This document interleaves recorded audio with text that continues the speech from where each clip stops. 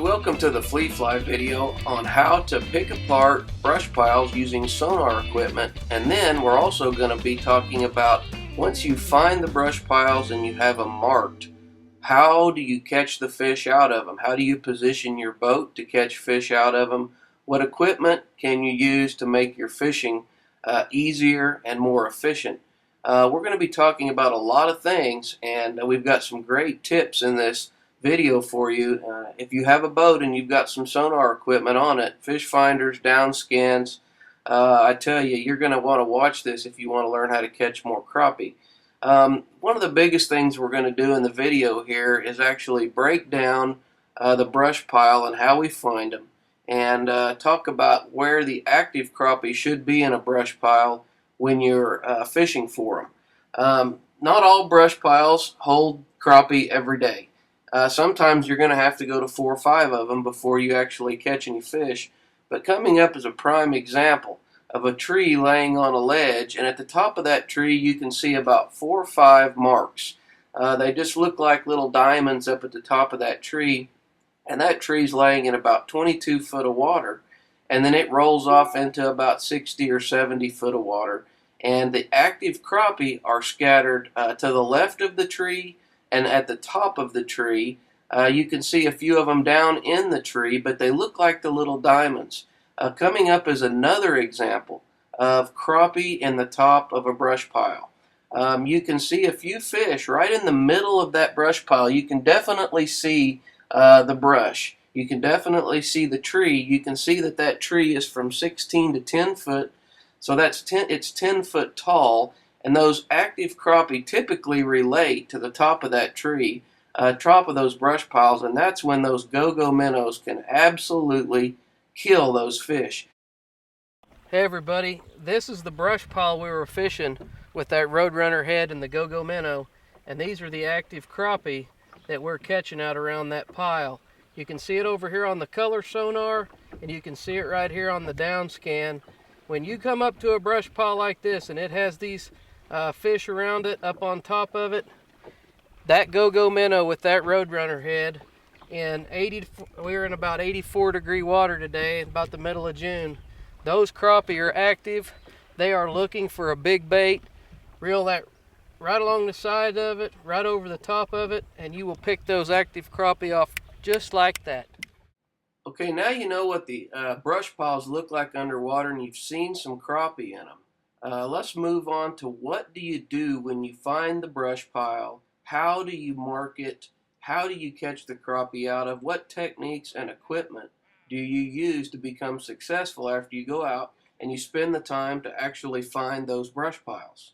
Okay, what I'm doing is I've got a 5'6" medium light, high standard carbon rod. We've got it paired with some 6 to 8 pound braided line. I've got a sinker, a flea fly head, and a 1 ounce go-go minnow, or a 1 inch go-go minnow. Our brush pile is right out there where that marker is, and I'm easing up here this way. We're out in the drop off right now, and I'm going to throw right over this brush pile and see if we can get bit. It'll take you a little while to find your brush pile after you mark it, but after you find it, fishing the go-go minnow is really, really easy. Okay, for those of you that don't know what a marker buoy is, here's the type that I like to use. It has small rounded edges, it doesn't have flat edges, and the small rounded edges don't flop over in the wind waves near as bad as the flat marker buoys do. Now this little plastic device is the one key component that you put in the water. After you find your brush pile on your sonar, you drop this thing into the brush pile or around it where you think it is, and that's what allows you to begin fishing. Here's Hayden has a marker buoy up in the front of the boat. He caught a big crappie out of that brush pile, and these marker buoys are just absolutely vital to finding offshore structure like this. If you don't have them, you can't do this stuff efficiently. Now there's also lots of different things that you can use as a natural marker buoy. Maybe it's a bridge pier. Maybe it's like we've got here. We've got a state of Oklahoma actual brush pile marker where the state comes in builds brush, and we've got our boat positioned right here to take advantage of that. So you have to have something to target that pile with, to mark it. And if you don't have marker buoys, you're going to really need to invest in some. Now, color sonar has made a huge impact in the visibility of being able to see fish. It hasn't just been the last few years that we have evolved from gray sonar to color, and now we're moving into gray and colored downscan units like this Lowrance right here. This is showing a suspended mossback fish rack where we actually have a few crappie up on the very tip top of that. But most folks haven't evolved to downscan technology yet. They're using color sonar, and you can really get the job done with color sonar. You just have to spend the time and learn how to use it. The downscan definitely breaks down the fish detail a lot more, and I want you to see this next clip on just exactly how that's done. And you can see that all the way down to the bottom.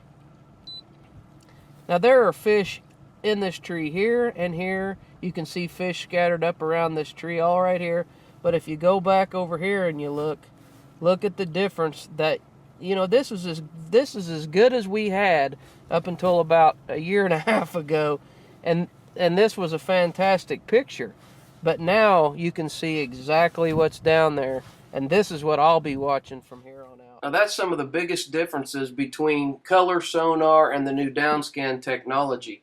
I would encourage you to go out and get you a nice sonar, something that you can afford. If it's a color sonar, that's fine. If it's downscan technology, that's great too. Learn how to use it, and you will become more efficient at catching fish like stripers. Even great big trout love to use heavy cover rocks and trees under the water. We fish for bass in the same brush piles we catch the big crappie out of, and it really unlocks the door for you to be able to see what's underwater, targeting these fish that always use structure as some sort of cover. Even the big old catfish can be found in cover using sonar. I hope this video helps a lot of you become more efficient at targeting fish offshore in structure and brush piles. All those fish species that you saw are a lot more obtainable once you learn how to use this equipment. And you don't have to have a real fancy boat. You just need to have something that'll get you out on the water, learn how to use this equipment, and I promise you, you'll catch more fish. Next time you're on the water, you might want to try a lead-free feather jig from Fly, long feather tails with lots of good action.